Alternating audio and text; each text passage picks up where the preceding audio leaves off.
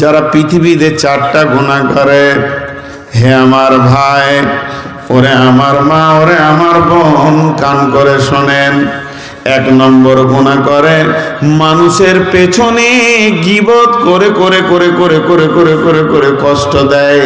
আল্লাহ বলছে ওয়ালা ইয়াগতাব বাযুকুম বাযান, তোমরা একে অপরে কেউ পেছনে কথা বলে কষ্ট দেবে না, গীবত করবে না। গীবত করা তো বড় কাবিরা গুনাহ, গীবতে তোমরা যাবে না। আল্লাহ তাবারাক ওয়া তাআলা বলছেন বড় দুর্ভোগ ওদের যারা মানুষের পেছনে কথা বলে বলে গীবত করে কষ্ট দেয়। আর কি করে? লুমাজা করে।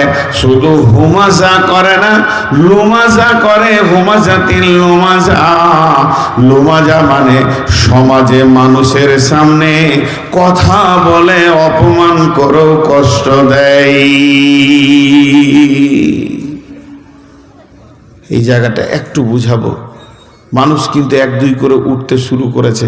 আমার মনে হয় আজকের বিষয়টা আপনাদেরকে বিরক্ত লাগছে নাকি? কথা বলেন না কেন এতগুলো মানুষ? কথা তো হ্যাঁও বলছেন না, নাও বলছেন না। আল্লাহ কোন জায়গায় জালসা করতে এসছি রে ভাই? আমার ভালো লাগছে। এটা এত লেটে বলছেন কেন?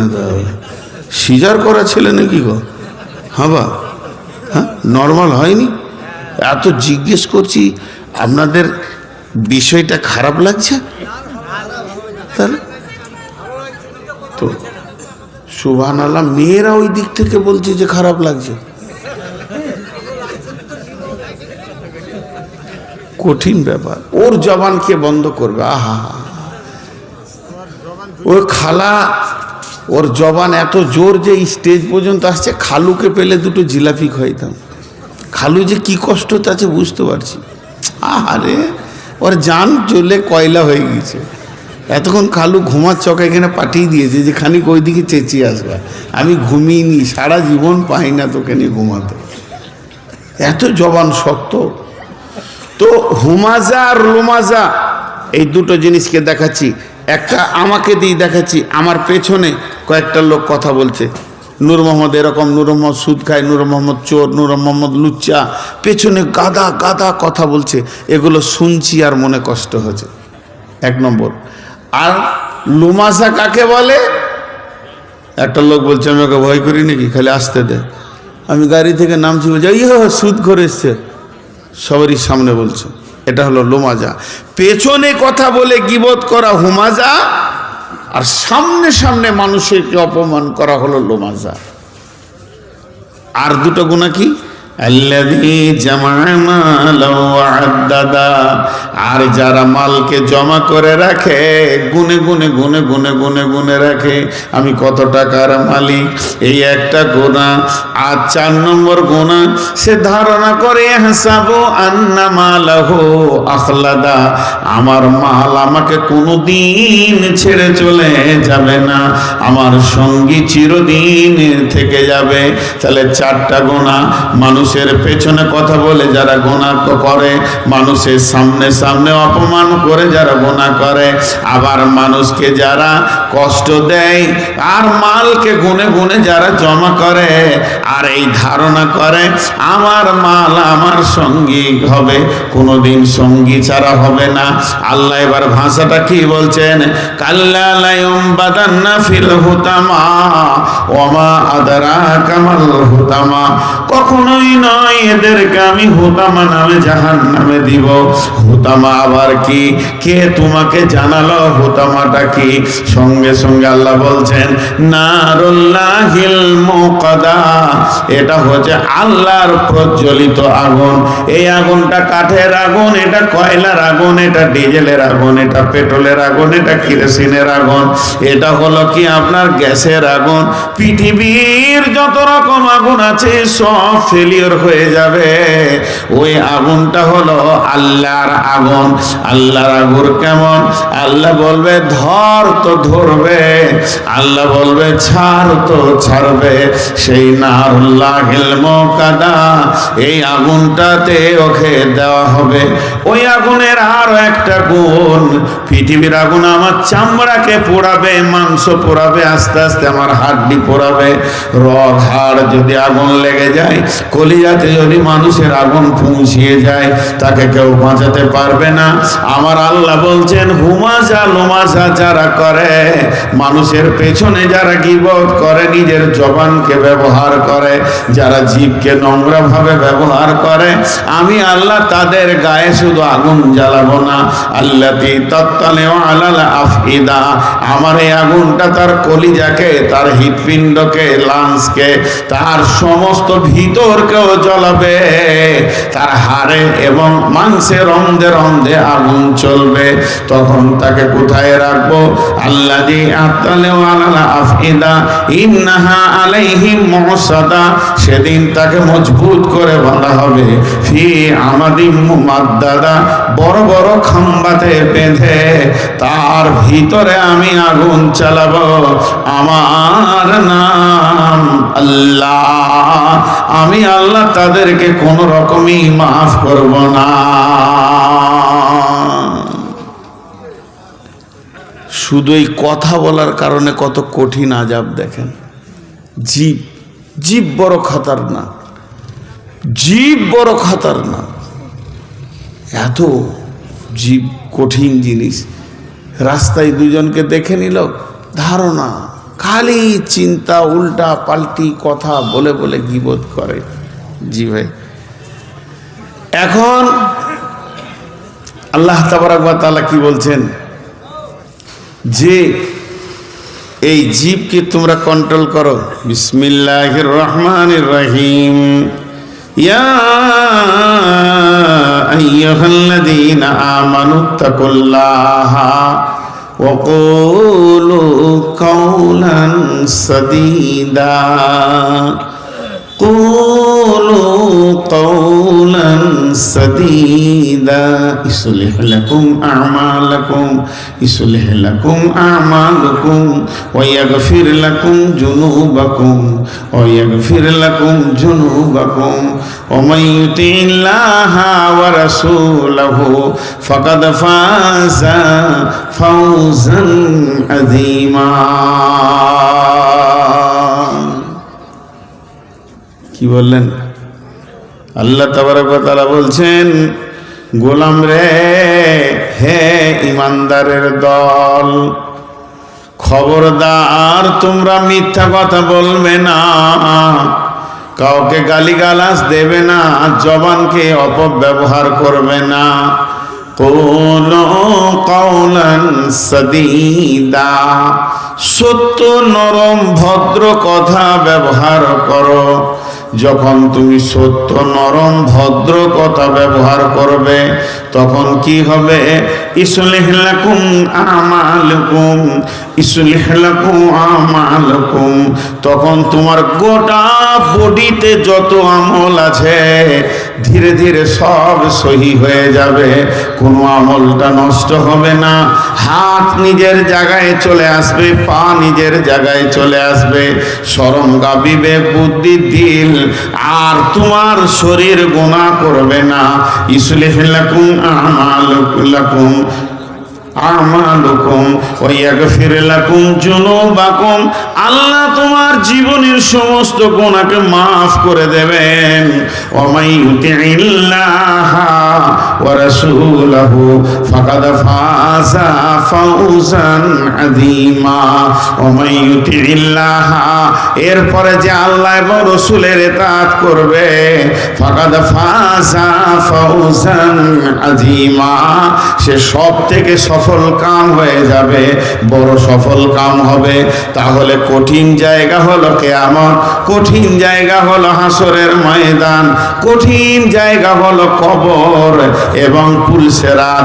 এই জায়গাগুলোতে যদি সফলতা নিতে হয়, জান্নাত যেতে হবে সফলতা নিতে হলে। তাহলে সফলতা পাবে কে?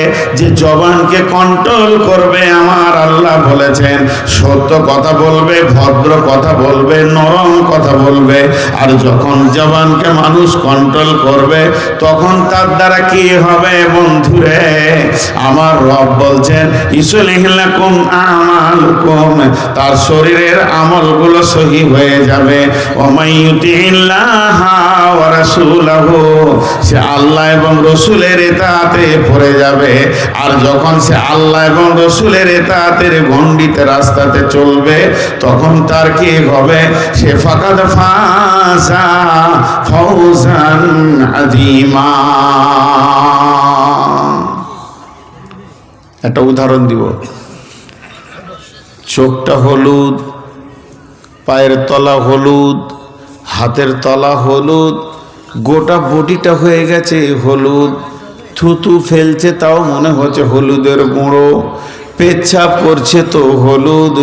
তাহলে গোটা বডি যখন হলুদ, পেচ্ছাপও হলুদ, থুতু হলুদ, তাহলে লোকটার কি হয়েছে না জন্ডিস হয়ে গেছে। জন্ডিস হলে গোটা বডির রং চেঞ্জ হয় কি হয় না? জন্ডিস হলে গোটা বডির রং চেঞ্জ হয় কি হয় না? হয়। তাহলে কি বডিতে রং দিয়ে দিলে ঠিক হয়ে যাবে জন্ডিসটা? হবে না। ডাক্তারের কাছে যখন নিয়ে যাবেন ওই লোকটা চেহারাটা দেখে ডাক্তার বলবে জন্ডিস হয়েছে। তাকে ওষুধ দেবে কোথায়? ওষুধটা দেবে তার পাকস্থলিতে, যেখানে জন্ডিসের জীবাণু আছে। সেই পাকস্থলীকে যখন জন্ডিসের জীবাণুতে আক্রান্ত করে নেয় তখন মানুষের শরীর হলুদ হয়ে যায়। কিন্তু ওই জীবাণুগুলো যখন আস্তে আস্তে মারা যায়, কোনো কালার করতে হয় না, প্রিন্ট করতে হয় না, মানুষের বডিটা আবার ধীরে ধীরে ধীরে ধীরে স্বাভাবিক হয়ে যায়। তো আল্লাহ তাবারাক ওয়া তাআলা বলছেন মানুষ যখন জবান দিয়ে মিথ্যা বলবে, গালিগালাজ দেবে, জবানকে অপব্যবহার করবে, তখন তার গোটা বডি গুনাহতে লেগে যাবে। শরমগা গুনাহ করবে, হাত পা গুনাহ করবে, চোখ কান গুনাহ করবে। আর যখন সে তওবা করে নিয়ে সত্য কথা ধরে নেবে, তার জিভ যখন মেডিসিন খেয়ে নেবে, জিভকে যখন কাবু করে দেবে, তখন জেনে নেন আর তার দ্বারা হাত পা চোখ গুনাহ করবে না। এগুলো সব আস্তে আস্তে স্বাভাবিক হয়ে যাবে। একটা হাদিস আপনাদের শোনাই। হাদিসটা মনে জয়ীফ, তারপরও আপনাদেরকে শোনাচ্ছি। জয়ীফ হাদিস বলে কি হাদিস নয়, এটা হাদিস। আল্লাহ রসুল বলছেন বিসমিল্লাহির রহমানির রহিম, আল গীবাতু আসাদ্দু মিনাজ জিনা, আল গীবাতু আসাদ্দু মিনাজ জিনা। জেনা ব্যভিচার, জেনা ব্যভিচারের থেকেও গীবত হলো বড় গুনাহ। আপনার কাপড় খুলে গেছে, এর থেকে বড় গুনাহ আপনার মুখ খুলে গেছে। অতএব বন্ধুরে, গীবতের থেকে, জেনার থেকে গীবত কেমন করে বড় গুনাহ হলো? একটা কথা বুঝেন, ব্যভিচার কাকে বলে? কয়েকটা জিনিসকে বুঝতে হবে। প্রথম, একটা নারী আর একটা পুরুষ দুইজন তার আপোষ হবে, তারপরে তাদেরকে নির্জনতা অবলম্বন করতে হবে। 2 নম্বরে তাদের গায়ে শরীরে কাপড় থাকবে না, তারা দুইজন বেহায়া হবে। 3 নম্বরে তারা নোংরা যৌন মিলনে মিলবে, মিলা তাদের হয়ে যাবে। 4 নম্বরে তাদের গোসল ফরজ হয়ে যাবে, তারা এত নোংরা কাজ করেছে। এর নাম হলো জিনা, এর নাম হলো ব্যভিচার। আপনাকে একটা মেয়েকে রেডি করতে হবে, তারপরে তাকে নিয়ে নির্জনে যেতে হবে, এরপরে সেই নারীটাও বেহায়া হবে, আপনিও বেহায়া হবেন, হায়া শরম চলে যাবে, কাপড় খোলা যাবে। 4 নম্বরে যৌন মিলন হবে নোংরা, যেটা কোনোদিন বৈধ নয়, অবৈধ মিলন তাদের হবে। 5 নম্বরে তাদের গোসল ফরজ হয়ে যাবে, এর নাম হলো জিনা। তাহলে গীবত কাকে বলে? একটা কাপড় খুলতে হবে না, নির্জনে যেতে হবে না, নারীকে পুরুষ, পুরুষকেও নারী লাগবে না। মসজিদে আমি নামাজ পড়ালাম, উজুর হালাতে আছি, সালাম ফিরার পর মুসল্লিদের দিকে মুখ করে বসে গেলাম, কেমন আছেন ভাই? আলহামদুলিল্লাহ। এরপর শুরু করলাম, এলাকার কোনো একটা আলেম আলেম কিনে, উনি কেমন আছেন? ভালো। লোকটা ভালো লয়, নোংরা। গীবত শুরু হলো। আমার কাপড় খোলা তো দূরের কথা, চশমাটাও খুলতে হবে না, টুপিও খুলতে হবে না, নির্জনে জায়গায় যেতে হবে না, যৌন মিলন হবে না, গোসল ফরজ হবে না, উজুরও দরকার হবে না, এতগুলি প্রয়োজন নাই, গোটা বডিতে কাপড় থাকবে। তারপরও আল্লাহ রসুল বলছে তুমি যেটা মসজিদে করেছো এটা মসজিদেও করা যায়। আমার উজু ভাঙবে না, 2 রাকাত নামাজ এখনো সুন্নত বাকি আছে, গীবত 10 মিনিট করে নিলাম, তারপরে সাইডে গিয়ে নামাজ শুরু করে দিলাম, আমার নামাজের কোনো ক্ষতি হবে না। তারপরও বিশ্ব নবী বলছেন ওই জেনা ব্যভিচার যেটাতে গোসল ফরজ হয়েছে, ওর থেকেও গীবতটা হলো আরো বড় নোংরা। কেন গো? দুটোকে পাশে পাশে দাঁড়িয়ে রাখেন তো, কোনটা বেশি নোংরা আপনাদের বিবেককে জিজ্ঞেস করেন তো। বিশ্বনবী বলেন জেনা ব্যভিচার থেকেও গীবতটা বড় নোংরা। কেন কেন কেন কেন কেন? 2টা জিনিস খেয়াল করেন। প্রথম দিকে আমারও বুঝে আসেনি, আমিও বহুত গবেষণা চালিয়েছি, তারপরে দেখছি কথা তো তাই। জেনা হচ্ছে হাক্কুল্লাহ, মদ খোয়া হচ্ছে হাক্কুল্লাহ, এগুলো আল্লাহর হক। কঠিন কিয়ামতের দিনে এগুলো আল্লাহর সঙ্গে বান্দার লিয়াজু মেনটেন হবে। তাহলে আমি জেনার ব্যাপারে বড় একজন আসামি হয়ে আছি, আমি ব্যভিচার করেছি। আমার সঙ্গে যে মেয়েটা ব্যভিচারে মেতেছিল সেও জানে যে আমি বড় গুনাহ করেছি। দুজনা জালসা শুনেছি, মনের ভিতরে ভয় ভীতি সৃষ্টি হয়ে গেছে। আমি মসজিদে গিয়ে কাঁদছি, মাবুদ মাবুদ রে, শয়তানের পাল্লায় করে জেনা করেছি, তুমি মাফ করে দাও। হে আল্লাহ, এ কাজ আমি আর করব না, জীবনে ওদিকে যাব না। বারবার কাঁদছি, তেমনি মেয়েটাও কাঁদছে, আল্লাহ তুমি ক্ষমা করে দাও। আল্লাহর কাছে ক্ষমা নেওয়াটা বড় আসান, মানুষের কাছে ক্ষমা নেওয়াটা বড় কঠিন।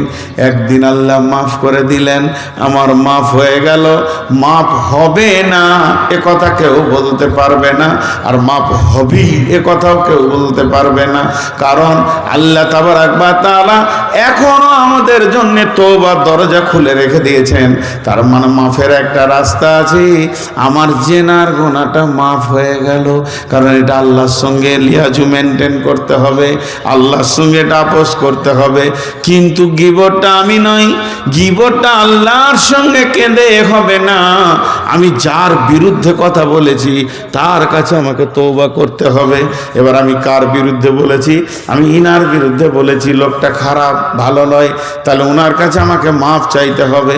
এবার আমি সুযোগ খুঁজছি কখন ওনাকে পাবো।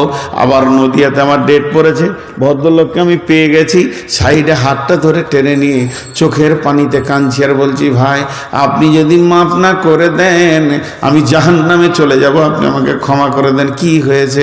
বলে আমি আপনার জন্য বলেছি লোকটা খারাপ, লোকটা সুদখোর, লোকটা ব্যভিচার করে, লোকটা মদ খায়, জুয়া খেলে, লোকটার মতো খারাপ কেউ নাই। এ কথাগুলো আমি বলে দিয়েছি। উনি দেখছেন আলেম মানুষ, বিদেশি মেহমান আমার কাছে কাঁদছে, উনি আমাকে ক্ষমা করে দিলেন, ও গুনাহটাও ক্ষমা হয়ে গেল। কিন্তু গীবতের আর একটা রয়েছে, কি? আমি বলেছি 5 জনকে, তারা বলেছে আরো 25 জনকে, তারা বলেছে আবার 125 জনকে, তারা আবার বলেছে 550 জনকে। এই যে গীবতের চ্যানেল শুরু হয়ে গেল, এলাকা থেকে মানে থানা, থানা থেকে জেলা, এই গীবতটা যখন মানুষের কানে কানে কানে কানে পৌঁছাবে, তখন বন্ধুরে গীবতের বহরটা কি হবে? সমস্ত গুনাহগুলি এসে ওর ঘাড়ে পড়বে যে কথাটা চালু করেছিল। এর জন্যে আল্লাহ রসুল বলেছেন, আল গীবাতু আসাদ্দু মিনাজ জিনা, জেনার থেকে বড় গুনাহ হচ্ছে গীবত। অতএব বন্ধুরে, একটা মানুষ গীবত করলে যত বড় গুনাহ করে, জেনা করলে অত বড় করে না। অতএব জবানকে বড় কন্ট্রোলে রাখতে হবে। জবান যদি বেকন্ট্রোল হয়ে যায়, তাহলে আপনার আমার জাহান্নাম ছাড়া জায়গা নাই। একটা দর্শন কথা আপনাদেরকে বলছি। 2টা মিনিট ধৈর্য ধরেন। আপনারা অনেক চঞ্চল হয়ে উঠেছেন। পুরা 12টায় ছাড়বো ইনশাআল্লাহ। 2 ঘন্টা থেকে 10 মিনিট কম হবে, 9 মিনিট কম হবে, হোক 12টায় ছাড়বো। আজকে তারিখ কত গো? 4। 5 তারিখে জালসা আছে আমার বহরমপুরের দিকে, তো 4 তারিখই ছাড়বো ইনশাআল্লাহ। এই গীবতে মানুষ, একসময় মেয়েরাই খালি গীবত করতো, এখন পুরুষরাও ধরে নিয়েছে গীবত। এখন পুরুষরা এত গীবত করতে পারছে, গোল করে বসে পরের কথা বলে আর হা হা করে হাসে। ও বুঝে না যে আমি নিজের লস নিজে করছি। জি, একটা মানুষ সারা জীবনে রকম কথা বলে? 4 রকম। একটা মানুষ সারা জীবনে কয় রকম কথা বলে? 4 রকম। ভালো কথা, খারাপ কথা, প্রয়োজনীয় কথা, অপ্রয়োজনীয় কথা। অপ্রয়োজনীয় কথা থেকেই গীবত জন্ম নেয়, খারাপ কথা থেকেই গীবত জন্ম নেয়। ভালো কথাতে নেকি আছে, ভালো কথাতে নেকি আছে। মানুষ মানুষকে যখন ভালো কথা বলবে আল্লাহ ওকে নেকি দেবেন। আর খারাপ কথাতে গুনহা আছে, খারাপ কথাতে গুনহা আছে। আর প্রয়োজনীয় কথাতে নেকি আছে। কোনো কাজের, এই যে কমিটি আপসে কথা বলছে, কোনো কাজের দরকার, এইটা নিয়ে এসো, এটা দিয়ে এসো, ওটা আনো, ওটা পৌঁছাও, হাটে যাও, এটা করো, এতে নেকি আছে।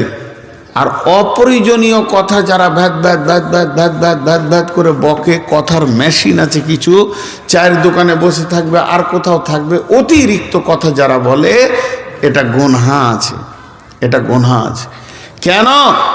অতিরিক্ত কথা থেকেই পৃথিবীর সমস্ত অশান্তি। একজন বিখ্যাত দার্শনিক বলেছেন, এই পৃথিবীতে যতগুলো কেস হয়েছে, যতগুলো মার্ডার হয়েছে, যতগুলো লাঠালাঠি হয়েছে, যতগুলো ফাটাফাটি হয়েছে, যতগুলো কেস নিষ্পত্তি হয়ে গেছে, এখনও সারা পৃথিবীতে যতগুলো কেস কোর্টে হ্যাঙ্গিং হয়ে ঝুলছে, এরপরও যতগুলি কেস আরও হবে, সব শুরু হয়েছে অতিরিক্ত কথা থেকে। মার্ডার ছুরি থেকে হয় না, জিভ থেকে হয়। অতিরিক্ত কথা বললেই সেখানে মার্ডার শুরু হয়। আর অতিরিক্ত কথা বলার পার্লামেন্ট হলেছে চায়ের দোকান। এর থেকে মজার জায়গা আর কোথাও নেই। জি, পার্লামেন্টে এত চিল্লাচিল্লি হয় না, চায়ের দোকানে যত হয়। কিছু লোক আছে ওর কথার মেশিন, ভ্যাদ ভ্যাদ ভ্যাদ ভ্যাদ ভ্যাদ ভ্যাদ ভ্যাদ ভ্যাদ ভ্যাদ ভ্যাদ করে বলে যাবে। আপনাদেরকে আমার একটা বাস্তব অভিজ্ঞতা তুলে ধরছি, মালদা জেলার। হ্যাঁ, ওখানে এক ভ্যাদ ভ্যাদা লোক আছে আর কি। ওর কাজই হচ্ছে যেখানেই জালসা আছে ও শুনে নেব, অমুক গ্রামে জালসা আছে, চলে গেল। জালসাতে পৌঁছানোর পর ও না বসবে স্টেজে, না বায়ান শুনবে, না কিছু করবে, সোজা যেখানে বক্তারে রাখা আছে ওই রুমে ঢুকে পড়বে। বক্তাদের সঙ্গে পেট ভরে খেয়ে নেবে, খাওয়া দাওয়া করবে। আর যতক্ষণ বসে থাকবে এই করো, শুনছি ওই বক্তাকে শুনেছি, ওই মৌলানাকে শুনেছি, ওকে চিনি, এই বকতে বকতে বকতে বকতে কাউকে ঘুমাতেই দেবে না। বক্তাদের তো ঘুমার দরকার আছে, রাতের পর রাত জাগছে। আজকে আপনারা কটা রাত জেগেছেন? 20খানা রাত জেগেছেন। আমি 14 অক্টোবর থেকে সমানে জেগে আসছি, মাত্র 3 দিন না 2 দিন ঘুমিয়েছি। 14 অক্টোবর থেকে সমান চালিয়ে যাচ্ছি। তাহলে আমার তো 2 ঘন্টা ঘুমের দরকার আছে। আর ওই রকম যদি ভ্যাদ ভ্যাদা লোক ঢুকে যায় ওই রুমে, সেই ঘুমটা কেমন হবে? জি, সত্য ঘটনা বলছি আপনাদেরকে। মালদা জেলায় আমি একবার 6 দিন টোটালে, দিন আর রাত 6 দিনে যত ঘন্টা হয় 1 মিনিট শুইনি। তখন অনেক ইয়ং ছিলাম, ওই ইমদাদুল্লাহর মতো। তো ওই রকম ইয়ং মানুষ, এবার ঘুম, শরীর তো মানছে না, শরীর টান মারছে। নেমেছি ট্রেন থেকে মাগরিব সময়, খালি নিয়ত করছি জালসাতে পৌঁছালেই ঘুমাবো, 4-5 ঘন্টা ঘুমাবো, তারপরে স্টেজে উঠবো। নিয়ত করে এসে যেই বক্তাদের রুমে ঢুকছি, ওই লোকটাকে দেখি আমার কলজে শুকিয়ে গেছি। ইন্নালিল্লাহ, আজ আর ঘুম হলো না, আজ আর ঘুম হলো না। তখন মাগরিবের আজান হয়েছে। কমিটির একটা যুবক ধরেছে আমার হাতটা ধরে, বলছে বেরিয়ে গেলেন কেন? বলে ভাই আমি মসজিদের কোথাও থাকবো, নাহলে পাশের গায়ে চললাম, টাইমে ডেকে নিলেন কেন? মাল ঢুকে গেছে রুমে। বলছে কে? আচ্ছা আপনি দেখেন না। গিয়ে দেখছে হ্যাঁ মাল ঢুকে আছে। 2 জন ওই স্বেচ্ছাসেবক কি বলছে, এই আপনি বাড়ান তো, বাড়ান, যান ঘর যান, আপনাকে জালসা শুনতে হবে, যান জানো, তেরে দিল। আমাকে বলছে জানার সে মাল নয়, এবার ঘুম হবে। তার মানে এই কত জ্বলাই। এখন এই কথাটা কেন বললাম, এই কথাটা কেন বললাম, এর পেছনে বিরাট সাইকোলজিস্ট আছে, দুখানা আয়াত এই কথাটাকে সাপোর্ট করছে। বিসমিল্লাহির রহমানির রহিম। লা ইয়াসমাউনা ফিহা লাগওয়ান ওয়ালা কিযাবা, লা ইয়াসমাউনা ফিহা লাগওয়ান ওয়ালা কিযাবা। আরেক জায়গায় আছে লা ইয়াসমাউনা ফিহা লাগওয়ান ফিহা লাগিয়া, লা ইয়াসমাউনা ফিহা লাগিয়া ফিহা আইনুন জারিয়া ফিহা সুরুরুম মারফুআ ওয়া আকওয়াবুম মাওদুআ ওয়া নামারিকু মাসফুফা। যে সাইকোলজিস্ট আপনাদেরকে বলছিলাম, সারা পৃথিবীতে যত ঝগড়া, যত মারামারি, যত ফাটাফাটি, যত মার্ডার হয়েছে অতিরিক্ত কথা থেকে হয়েছে।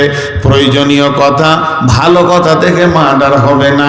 তার মানে হচ্ছে পৃথিবীকে অশান্তি করেছে, ভাইয়ে ভাইয়ে ছাড়াছাড়ি, মা বেটার বিচ্ছেদ, স্বামী স্ত্রী বিচ্ছেদ, ভাইয়ে ভাইয়ে বিচ্ছেদ, বাপ বেটা বিচ্ছেদ, বন্ধু বন্ধু বিচ্ছেদ, যত ঘটেছে অতিরিক্ত কথা থেকে ঘটেছে।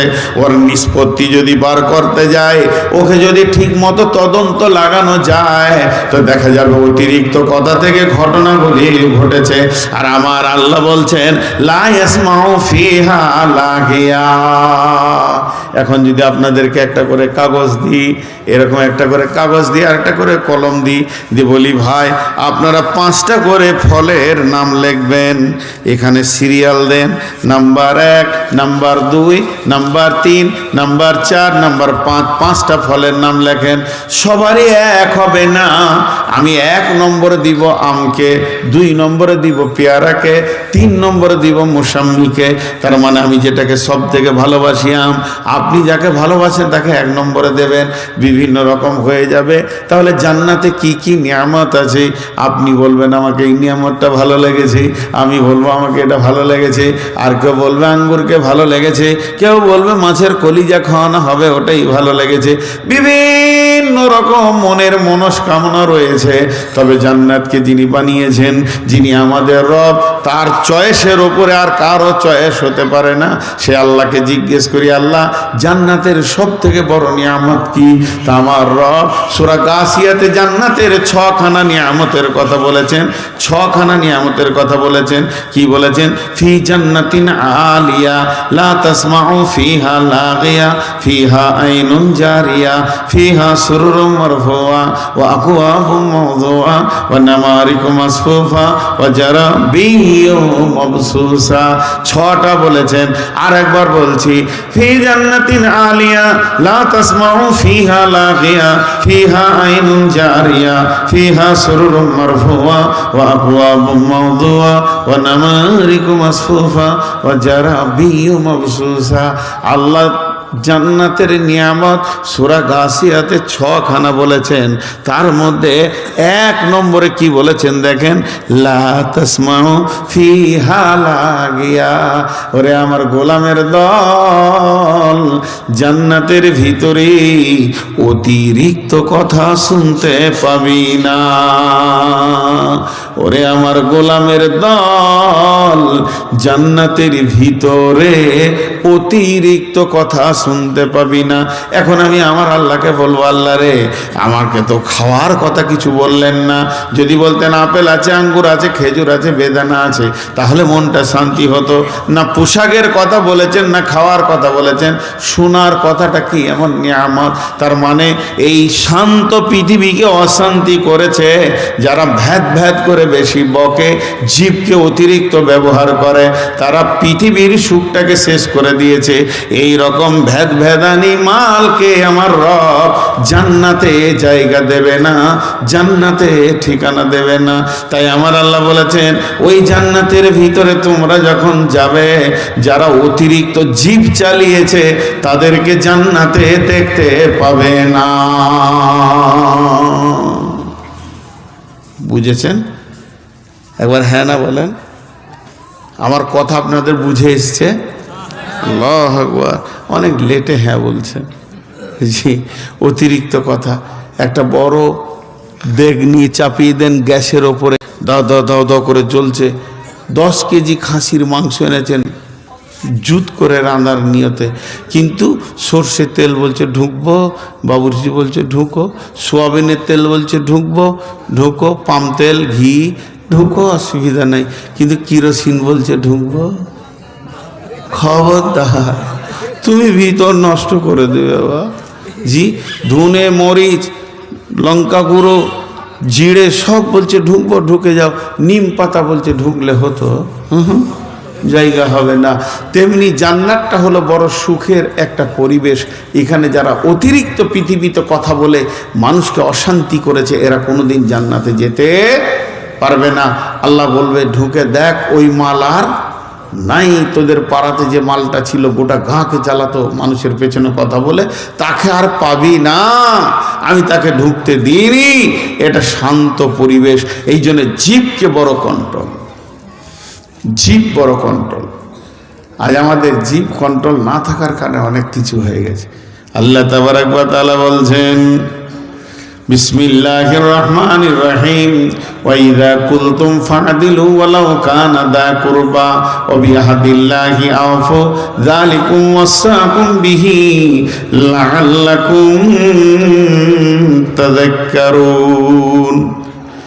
রব্বুল আলামিন বলেন ওয়াইদা কুলতুম ফাদিলু, যখন তুমি কথা বলবে তো ইনসাফের সঙ্গে কথা বলবে, বেইনসাফি কথা বলবে না, অন্যায়ভাবে কথা বলবে না। খবরদার না, তোমার দ্বারা যেন অন্যায় কথা না হয়ে যায়, ইনসাফের সঙ্গে কথা বলবে। ওয়ালাউ কানা দা কুরবা, যদিও সে তোমার নিকট আত্মীয় হয়, তোমার নিজের ছেলে হয়, ভাই হয়, ভাতিজা হয়, আর তুমি বিচারে বসে নিজের কোল টেনে কথা বলবে না, তুমি ইনসাফের কথা বলবে। ফাদিলু ওয়ালাউ কানা দা কুরবা ওয়া বিআহদিল্লাহি আফু যালিকুম ওয়াসাকুম বিহি লাআল্লাকুম তাকিলুন। জি, অনেকে কোল টেনে কথা বলে না। আল্লাহ রাসূল বলছেন সাবাতুন ইযিল্লুহুমুল্লাহু ফি দিল্লিহি ইয়াউমুল লা দিল্লা ইল্লা দিল্লুহু, ইমামুন আদিলুন শাবুন নাসা ফি ইবাদাতিল্লাহি। হে বিশ্ববাসী, আল্লাহ রাসূল বলছেন, ওয়া নবী হুরায়রা রাদিয়াল্লাহু তাআলা আনহু قال قال রাসূলুল্লাহ সাল্লাল্লাহু আলাইহি সাল্লাম, হযরত আবু হুরায়রা বর্ণনা করছেন রাসূলুল্লাহ সাল্লাল্লাহু আলাইহি সাল্লাম বলেছেন, কি বলেছেন? সাবাতুন ইযিল্লুহুমুল্লাহু ফি দিল্লিহি ইয়াউমুল লা দিল্লা ইল্লা দিল্লুহু, সাবাতুন ইযিল্লুহুমুল্লাহু, কঠিন কিয়ামতের দিনে, যেদিন মানুষ নাফসি নাফসি নাফসি নাফসি করবে, সেই দিন একটা রহমতের ছায়া থাকবে, একটা আরশের ছায়া থাকবে, একটা এসি ঘর থাকবে। এইখানে যারা থাকবে তারা কিয়ামতের কষ্ট কিছুই বুঝতে পারবে না, তিল পরিমাণ বুঝতে পারবে না কিয়ামতটা কখন পার হয়ে চলে গেল। সেখানে কে থাকবে? কে থাকবে? 7 শ্রেণীর মানুষ থাকবে, 7 ধরনের মানুষ থাকবে। তার মধ্যে 1 নম্বর হলো, যখন সে বিচারে বসে তো ন্যায় কথা বলে, ন্যায় বিচার করে, তার জবানকে দিয়ে সে অন্যায় কথা বলে, অন্যায় বিচার করে না। ওয়াইদা কুলতুম ফাদিলু, যে কথা বলবে ইনসাফের সঙ্গে কথা বলবে। আর হাদিসে আছে ইমামুন আদিলুন, ন্যায় বিচার করনে ওয়ালা ওই আরশের ছায়াতে থাকবে। আজকে আমাদের জবান বেকন্ট্রোল। শুধু জবানকে যদি কন্ট্রোল করি, হ্যাঁ ভাই, জীবকে আল্লাহ কোথায় রেখেছেন? জীবকে আল্লাহ কোথায় রেখেছেন? জীব যত নরম, দাঁত তত শক্ত। দুইজন কি এক? জীব যত নরম, দাঁত তত শক্ত। তো 32টা দাঁতের মাঝেও একা বাস করে। কি সাহস খালি দেখেন। হ্যাঁ, শুধু তাই নয়, 6খানা সিবিআই তার পেছনে, 2টো নাক, 2টো চোখ, 2টো কান, আর সুপ্রিম কোর্টটা জীবের ওপরে রাখা আছে। এই মাঝে তাকে বাস করতে হয়। কিন্তু জীব বড় চালাক, চালাক লয়। পৃথিবীতে যত শক্ত খাবার আছে, পিরে রস বার করে কে বলেন? জীবের দাঁতে যত শক্ত খাবার আছে, ওকে পিরে রসটা বার করে কে? কে বলছে খালু? জিভ। জিভ পিরে বার করে না দাঁত? দাঁত তাকে পিরে রস বার করে, আর মজাটা লুটে কে?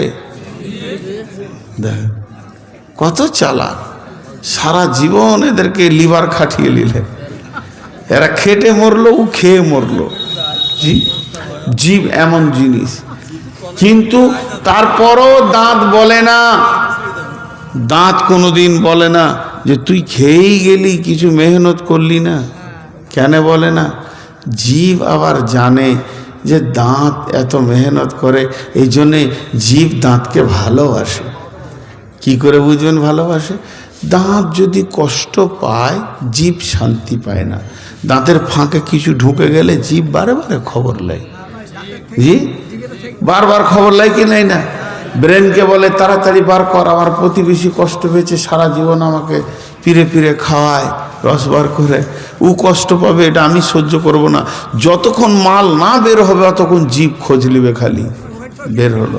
তো এই জীবের ব্যবহারের কারণে দাঁত সারা জীবন তাকে খাওয়াচ্ছে পিরে। তো যেটা বলতে চাইছি, জীব এখানে নরম ভদ্র হয়ে আছে। এখান থেকে একজন বড় দার্শনিক বলছে, চোর, ডাকাত, লম্পট, ব্যবচার কারণেওয়ালি, বদমাস, খুনি, এর মাঝে যদি তোমার ঘরটা হয়, ওই পাড়াতে বাস করো, তোমার জীব যদি কন্ট্রোল থাকে, তারাই তোমাকে ভালোবাসবে, তারাই তোমাকে ভালোবাসবে। মেন হচ্ছে জীব বেকন্ট্রোল। দেখেন মেয়েদের গায়ের শক্তি কম, কিন্তু জীবের জোর খুব। সুবহানাল্লাহ, কত পুরুষ যে হিমশিম খেয়ে গেল। হ্যাঁ, পুরুষের পুরুষত্ব শেষ। আজকে কাটোয়ার ঘাটে পার হচ্ছি, তো একটা নতুন বউ নিয়ে পার হচ্ছে। আমি মনে মনে করছি, নিয়ে যা বাপ, কি ঝামেলা খাতুন নিয়ে যেছিস, তুই বুঝবি দুদিন পর। হ্যাঁ, এখন তো বুঝবি না। আমাদের মৌলানা শখ সব একটা জালসাই বলছে, দেখুন ফেসবুকে দিয়েছে, ছেলেগুলো হয়েছে, বলছি চুপ কর, আমি বায়ান করছি, এসব বকাবি না, নাহলে বিয়ে দিয়ে দেবো, বুঝলি? কি জ্বালাই পড়ে যাবি। বিয়ে যে কি কঠিন জিনিস। তো জীব, আমি যে কথাটা বলছি, এখানে অনেক সাইকোলজিস্ট কথা আপনাদেরকে বললাম, একে কন্ট্রোল করলে পুরো বডি কন্ট্রোল হয়ে যাবে। আর আল্লাহ জীবকে আদালতে সুপ্রিম কোর্ট ব্রেনের নিচে রেখেছে। তুমি বেফালতো কথা বলবে না, যা বলবে তোমার বিবেককে জিজ্ঞেস করে তোমার জীবকে ব্যবহার করো। কারণ হাতে যদি কাউকে থাপ্পড় মারা হয়, ওর গালটা লাল হয়ে যাবে, চঞ্চন চঞ্চন করতে করতে একসময় ঠান্ডা হয়ে যাবে। হাতে আঘাত করলে বডিতে লাগে, আর জিভে আঘাত করলে দিলে লাগে। এর মেডিসিন নাই পৃথিবীতে। অতএব জীব বড় কন্ট্রোল। গীবত করা যাবে না, তাজাসুসি করা যাবে না। কেন? তোমাকে রাত 12টায় দেখলাম, কেন? ডাক্তারখানায়। অত রাতে ডাক্তারখানা কেন? কি হয়েছিল? এমন কি ইমার্জেন্সি ছিল? এই যে খুঁজতে লাগলো, ওর দোষ বার করবেই। সিআইডিরা যেটা করে, যেমন করে হোক ওকে দোষী সাব্যস্ত করবে। আল্লাহ বলছে, খবরদার না, তুমি যদি তাজাসুসি করো, আমার সঙ্গে পারবে? আল্লাহ রসুল একটা কথা বলে দিয়েছেন, কান করে শুনেলেন, কিয়ামতের মাঠে যদি আল্লাহ একবার বলে কেন, তোকে জেনে নিতে হবে আমি জাহান্নাম যাব। এই কেনটাকে টপকানোর ক্ষমতা কারণ নাই। অতএব গীবত বড় কাবিরা গুনাহ। 2 ঘন্টা বাঁচতে চললো, আপনাদের সামনে শুধু একটা বিষয়ের কথা বলছি, সেটা হলো জীব। এখন উল্টাটা বলে দিব। গীবত করা জায়েজ আছে, গীবত করা জায়েজ আছে, মানুষের পেছনে কথা বলা জায়েজ আছে। বইটার নামই হচ্ছে গীবত, পরে দেখবেন 6খানা গীবত করা জায়েজ আছে, না হলে আপনি পৃথিবীতে বাঁচবেন না। এর জন্য এগুলো কোরআন ও হাদিস থেকে ছেড়ে দেওয়া হয়েছে। 6খানা গীবত তুমি পৃথিবীর বুকে করবে। নাম্বার 1 নম্বর হলো, যখন তুমি বিচারকের কাছে যাবে বিচার নেওয়ার জন্যে, তখন তোমার প্রতিপক্ষর চরিত্র তাকে খুলে খুলে বলতে হবে। ওই সময় ঢাকা যাবে না, তাফাক্কুত করা যাবে না, নহলে বিচারটা ঠিক মতো রিজাল্ট আসবে না। এটা আমার বাড়ি, এটা আমার প্রতিবেশীর বাড়ি, ওর ছেলেটা মাতাল, আর দুটা ছেলে লুচ্চা, আর কেউ চোর ডাকাত। আমি বিচারকের কাছে গেছি, প্রধানের কাছে গেছি, বড়বাবুর কাছে গেছি, এসপির কাছে গেছি, আমি আদালতে গেছি, কোনো রকম কোনো জিনিস ঢাকবো না। আমি ইমাম সাহেবের কাছে গিয়ে বলছি, ইমাম সাহেব গ্রামের 5টা লোককে ডেকে বিচার করে দেন। আমার ছোট ভাইটা লুচ্চা, আমার ভাবিটা হলো রান্ডি বেশ্যা, তাদের ছেলেগুলো হচ্ছে মাতাল আর জুয়ারি। আমি দুটা ইয়ং মেয়েকে নিয়ে তার বাড়ির পাশে বাস করছি, একবার বিচার করে দেন, জায়গাটাকে ভাগ করে দেন, আমাকে মাঠের জমিটা দিতে বলেন। আমি সেখানে চলে যাই, বেঈমানদের কাছে আর আমি ঈমান বাঁচাতে পারছি না। এই বলতে গিয়ে যদি তো আপনার প্রতিপক্ষর চরিত্রকে খুলে খুলে খুলে খুলে বলতে হয়, এর জন্য এটা গীবত বলা যাবে না। বুঝে এলো? নাম্বার 2, গীবত করা যায় যাচ্ছে যারা নেতা, এলাকার যারা নেতা, যারা পঞ্চায়েত মেম্বার, প্রধান, এদের বিরুদ্ধে আপনি গোল টেবিল বসান, পাড়াতে 5 জনকে ডাকেন দিয়ে এবার গোল করে শুরু করে দেন। প্রধান চরিত্রহীন, ভালো লয়, আমাদের পাড়ার মেম্বারটা কোনো কাজ করে না, মাল লুটে নিলে, খেয়ে নিলে, এইভাবে বলতে বলতে তাদের চরিত্র মানুষের সামনে তুলে ধরেন। তার কারণ আপনার উদ্দেশ্য কি? এই লোকগুলি যেন আগামী ইলেকশনে আর না আসে, তাহলে আমার সমাজ ঠিক হবে, দেশ ঠিক হবে। এর জন্য নেতার বিরুদ্ধে পেছনে কথা বলা যাবে। গদিটা চেঞ্জ করার জন্যে নেতার বিরুদ্ধে বাড়ি বাড়ি গিয়ে গীবত করা যায় যাচ্ছে। বুঝে এলো? 2টা হলো। 3 নম্বরে, কোন মুসলমানকে জানে বাঁচাতে গেলে যে গীবতটা করতে হয় ওটা করতে হবে। আমি একজন মুসলমান মানুষ, আমি বিদেশি, আমি কিছুই জানি না, এই এলাকা থেকে গাড়িটা নিয়ে বের হয়ে গেছি, কমিটির লোক সামনে গিয়ে বললো না যেতে দেওয়া হবে না। এই গ্রামটা শেষেই খবির ডাকাত আর কালো ডাকাতের বাড়ি, ওখানে গেলে মানুষ মেরে দেয়, জান মেরে দেয়, লুটে নেয়, জানকে শেষ করে দেয়। এইভাবে তাদের নাম ধরে ধরে গীবত করা যাবে। এটা মুসলমানকে বাঁচানোর জন্যে, এর জন্যে গুনাহ হবে না। 4 নম্বরে হলো ছেলের গীবত বাপের কাছে করা। ভাই, আপনার ছেলেটা পড়াশোনা করছে, কিন্তু আমি আজকে বহরমপুরে দেখলাম একটা নোংরা মেয়ের সঙ্গে সে কথা বলছিল, এটা অসঙ্গত। আপনি ছেলেটাকে সাবধান করে দেন, যেন না হলে তার সমস্ত পড়াশোনা শেষ হয়ে যাবে। ছেলেকে বাঁচানোর জন্যে তার বাপের কাছে ছেলের চরিত্রে তুলে ধরা, এর জন্যে গুনাহ হবে না। শিক্ষকের কাছে ছাত্রর গীবত করা, এটা হলো 5 নম্বর, এর জন্যে মানুষের গুনাহ হবে না। আপনি আপনার ছাত্রকে বুঝিয়ে নেবেন, ঠিক করে নেবেন, ঠিক জায়গায় ওকে দেখতে পেছি না, এর জন্যে পেছনে কথা বললে কোনো গুনাহ হবে না। শিক্ষকের কাছে ছাত্রের গীবত। এইভাবে 5টা আল্লাহ তাবারক ওয়া তাআলা, রাসূল এবং হাদিসের ভিতরে এসেছে বিয়েকে ভেঙে দেওয়া, এটাও হলো জায়েজ আছে। কোনো একটা মেয়ের বিয়ে এই গ্রামে হচ্ছে, মেয়েটা ভালো, মাদ্রাসায় পড়া, আপনি আমাকে জিজ্ঞেস করছেন মেয়ে কার? বলে আমার বেটি, আমার বোন, আমার ভাগিনী। কি মেয়েটা? বলে এমনি তো মেয়েটা ভালো, আবার মাদ্রাসায় বুখারি পর্যন্ত পড়েছে। কার ছেলেকে দেখছেন? বলে ওই দক্ষিণ পাড়া, পশ্চিম পাড়া, অমুকের ছেলে অমুককে। আপনি বলে দিলেন খবরদার দিন না, ছেলেটা একটা পাকা মাতাল আর ছেলেটা হলো লুচ্চা। আপনার মেয়ে ওই জায়গায় যাবে, এটা কোনোদিন হতে পারে না, এর জন্যে গুনাহ হবে না। তেমনি যদি আবার ভালো ছেলে, একদম সুন্দর আলেম মানুষ, একটা ভালো শান্ত ছেলের বিয়ে হচ্ছে, এলাকার সব থেকে বড় রান্ডি মেয়ের সঙ্গে, ওর মতো খচ্চর মেয়ে এলাকায় নাই, বিয়ে হতে চলেছে, ওই অবস্থায় আপনি বিয়েটা ভেঙে দেবেন, গুনাহ হবে না। তার মানে খারাপ মেয়ে থেকে ভালো ছেলেকে বাঁচানো আর খারাপ ছেলে থেকে ভালো মেয়েকে বাঁচানোর ব্যাপারে গুনাহ হবে না।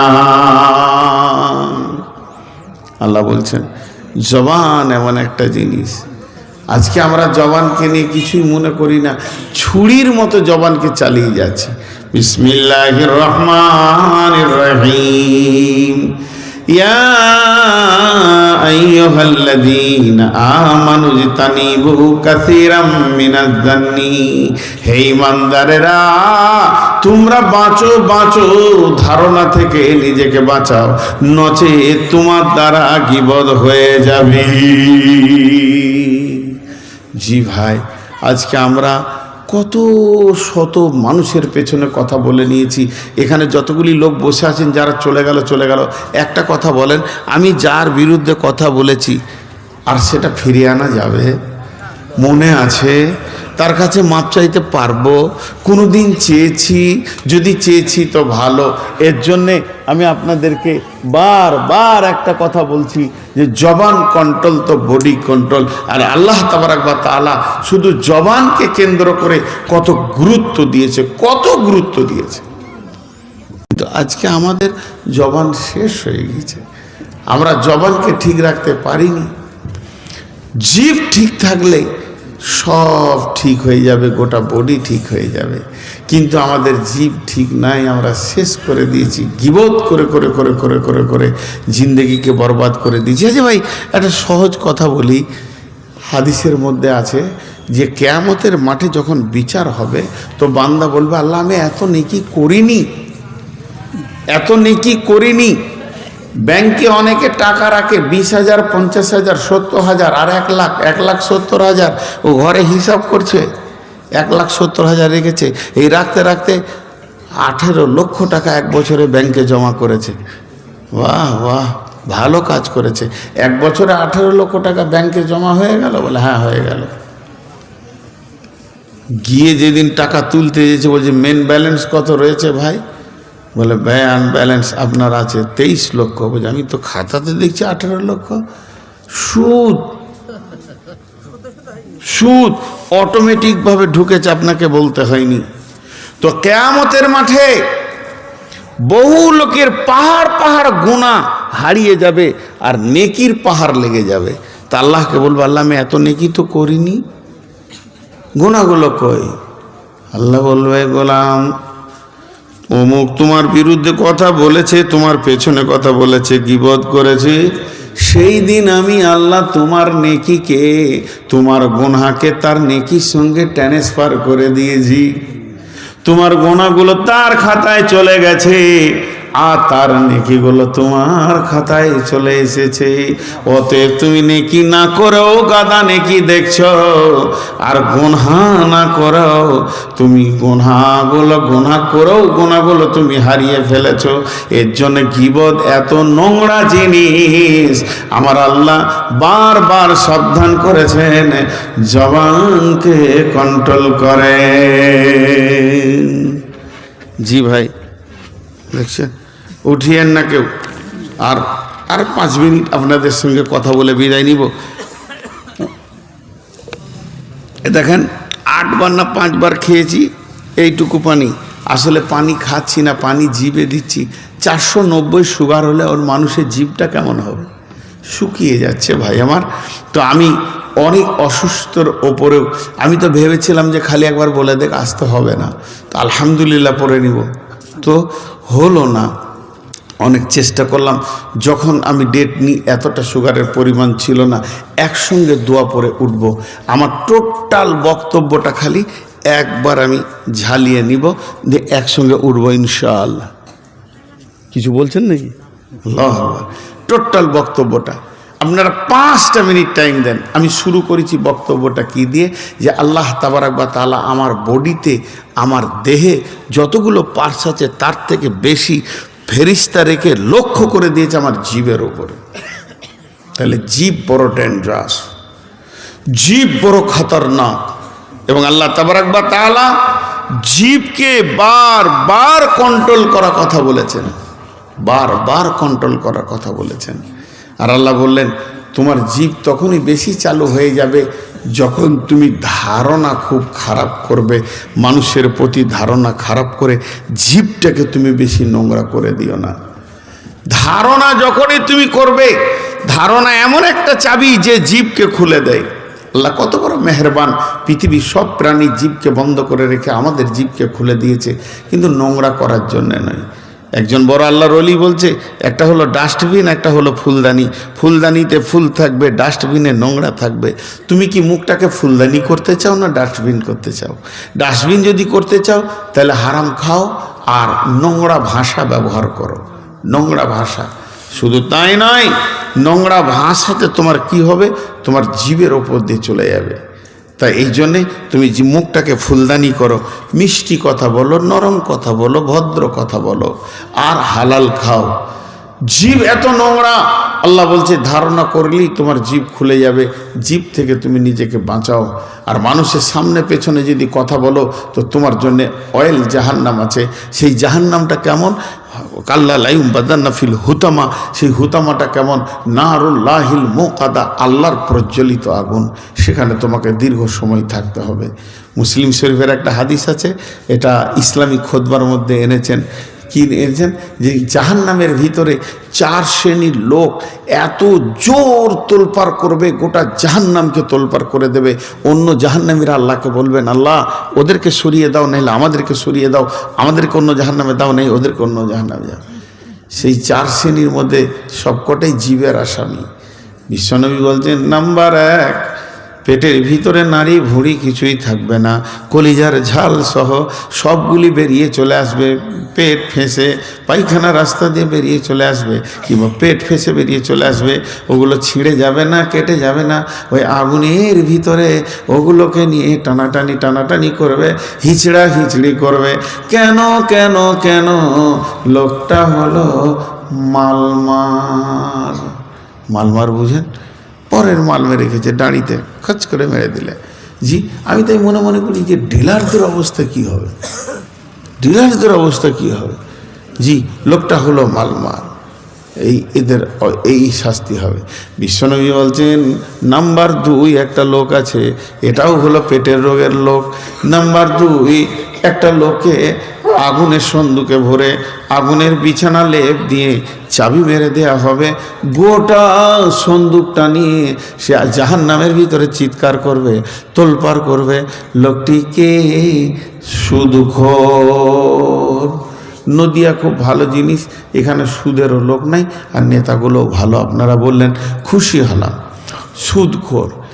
3 নম্বর, একটা ব্যক্তি নিজের শরীরের মাংসকে নিজেই দাঁতে করে ধরবে আর হাতে হিঁটে ছিঁড়াবে।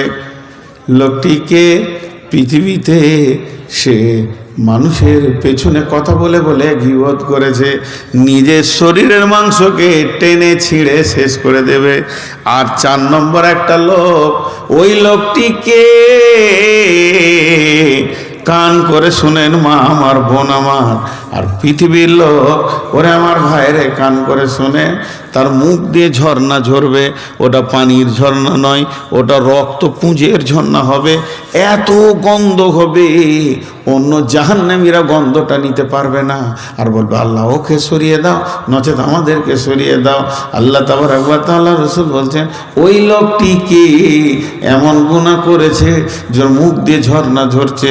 বিশ্বনবী বলছেন, এমন কিছু নয়, তাও নয়, সেটা হচ্ছে কি, মানুষকে খিস্তি করে করে করে গাল দিয়েছে।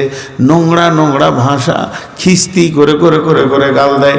হালকা কথায় খিস্তি করে, ধরতে ধরতে খিস্তি করে, হাসতে হাসতেও খিস্তি করে, বন্ধুদের সঙ্গে ঠাট্টা করেও খিস্তি করে গাল দেয়।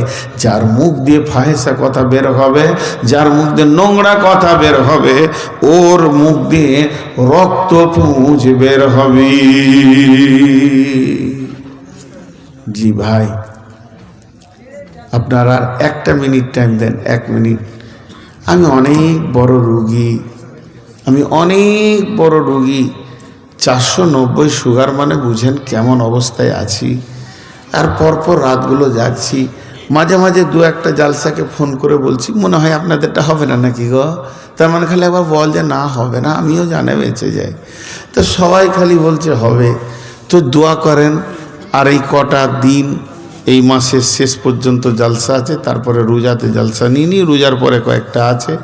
যেন ঠিকমতো শেষ করতে পারি, এইটাই আপনাদের কাছে ভিক্ষা চাইলাম। আজকের জালসাটা যে উদ্দেশ্যে হয়েছে এখানে লেখা আছে, দাঁড়ান আমি শেষ করছি, লেখা আছে দোগাছি ডাপটিপাড়া গোরস্থান কমিটির উদ্যোগে।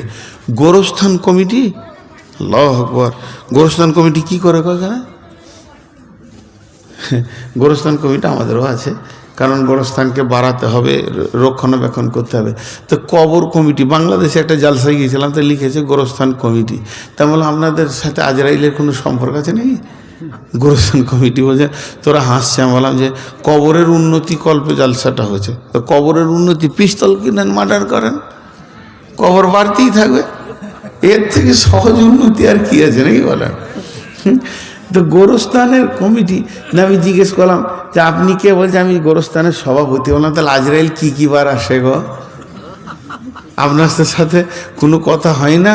বলছে মনে ওই লেগে নয়, জায়গাটা আমি তো বুঝছি, একটু মজা করলাম। তো গোরস্থান রক্ষণাবেক্ষণ করা একটা বড় নেকির কাজ, জানেন? গোরস্থান রক্ষণাবেক্ষণ করা, আজকে গোরস্থান রক্ষণাবেক্ষণ হচ্ছে না, গরু ছাগল চড়ছে, এটাও কিয়ামতের আলামত। কিন্তু আপনাকে আমাকে গোরস্থান রক্ষণাবেক্ষণ করতে হবে। আজ বাপদাদা শুয়েছে, কাল আমি শুয়ে যাব, এর জন্যে এটা খেয়াল করতে হবে। এক বকিলের কাছে গিয়েছে চাঁদা চাইতে, তো বকিল জিজ্ঞেস করছে কি করবি তোরা? বলছে গোরস্থান ঘেরবো। বলছে ঘেরাই আছে। বলে কেমন করে ঘেরা আছে গো? কিছুই জানাই। বলে ভাবগা, চিন্তা করে দেখগা, যারা ভিতরে আছে জীবনে বের হবে না, আর যারা বাইরে জীবিত আছে যেতে চাইছে না। আবার কি ঘেরবি? জীবিত গুলো যেতে চাইছে না, আর মরা গুলো বেরোবে না, তা আবার ঘেরে কি করবি? ঘেরাই তো আছে, ঘেরার তো কোনো ভেজাল নেই। তো যাই হোক, গোরস্থানের উদ্যোগে যখন হচ্ছে, তা আপনাকে আমাকে শুতে হবে। এই হিসাবে যদি কেউ কিছু দিতে চান, সেই জায়গায় সেই নীরব নগর, আমি গোরস্থান জানলে আজকে কবর নিয়েই বায়ন করতাম গোটাটাই, কবর একদম পুরো কবরের ওপর আমার 2 ঘন্টা বায়ন আছে একটা। তো যাই হোক, শেষ দিকে এতটুকুই বলছি, কবর আমার আসল জায়গা। ছোট্ট একটা কবিতা শুনেন। তুমি মোর সাথী চিরজনমের, তুমি মোর সাথী চিরজনমের, অব কবর গাহের মাটি। দুনিয়ার সব মায়ার পেছনে তোমারে জেনেছি খাঁটি। রবে না সেদিন পিতার আদর, মাতার স্নেহের কল, বন্ধু স্বজনে ব্যথা অনুভূতি, শিশুদের কলরল। তুমি পেতে দেবে হাই ধুলির আসন, জানাবে আদর কত, তোমারই মাটিতে ঘুমাইয়ে পড়িব চিরজনমের মতো। প্রিয়তমা আর দেবে না মুখে সোহাগ মাখা চুম, ঘুমানোর পালা আসিবে যেদিন নিরালা নিঝুম। প্রিয়তমা আর দেবে না মুখে সোহাগ মাখা চুম, ঘুমানোর পালা আসিবে যেদিন নিরালা নিঝুম। কতজনে এসে ধরণীর বুকে যত আশা, আর চিনু সম্পদ যত, তোমারই মাটিতে মিশায়া যাবে হায় আমার দেহের মতো। কতজনে এসে স্নেহ মমতায় ডাকিবে নামটি ধরে, কত বন্ধুর স্মৃতির অশ্রু ঝরিবে তোমার পরে। সারা নাহি পেয়ে ফিরে যাবে তারা আমাকে পেছনে রেখে, তুমি হাসিবে সবারে কাঁদায়া সবার অশ্রু মেখে।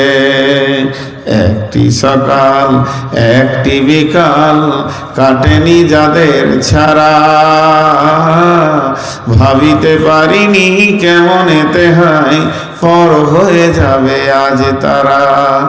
যেমনি একা একই আসি নহিতাই একা একই যাব, বিদায় কাহালে পথের সাথী কোথায় গো পাব। হে আল্লাহ, তুই আমাদেরকে জিহ্বা কন্ট্রোল করার তৌফিক দাও। আমিন বলছে না।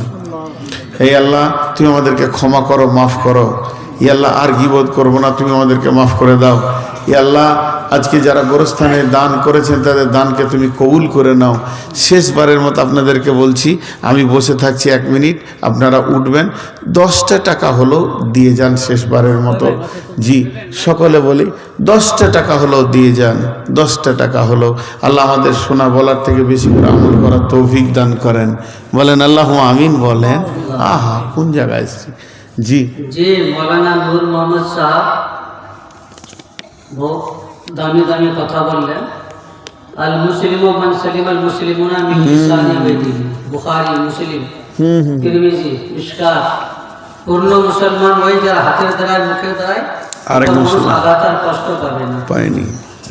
আকসরুন নাস আন-নার আল ফাম ওয়াল ফারাজ, বেশিরভাগ মানুষ জাহান্নামে যাবে মুখের কারণে আর লজ্জাস্থানের কারণে। আহা, তিরমিজি শরীফ 2য় খণ্ড হাদিস। রাত অনেক হয়েছে, 12টা বেজে গেছে। ছোট করে একটা দোয়া হবে, আর দোয়া মুখ্য ইবাদত, সমস্ত ইবাদতের মগজ হচ্ছে দোয়া। বুখারী, লা ইউজুল কাদা ইল্লা বিদুয়া ওয়া লা ইয়াজিদু ফিল উমরি ইল্লা আল বির। মানুষের ভাগ্যকে দোয়া পাল্টিয়ে দেয়, আর নেকির কাজ করলে তার বয়সকে আল্লাহ বাড়িয়ে দেয়। আন আবি উমামা রাদিয়াল্লাহু তাআলা قال قيل يا رسول الله أي الدعاء اسمه قال في الدعاء في الليل الآخر وذكر الصلوات